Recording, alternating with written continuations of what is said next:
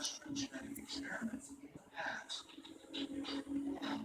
And could our genetic memory of this be the reason we create genetically altered superheroes today, including mutants like the X-Men and the Incredible Hulk, and hybrids like Hawkman, Animal Man, and Spider-Man?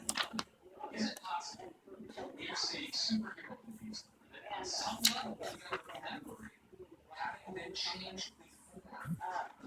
That perhaps we were like the Neanderthals before, and this already happened. We already had some sort of genetic upgrade that brought us to the next level of human evolution. Our modern comic book stories of hybrids and mutants are actually inspired by an ancient alien intervention thousands of years ago.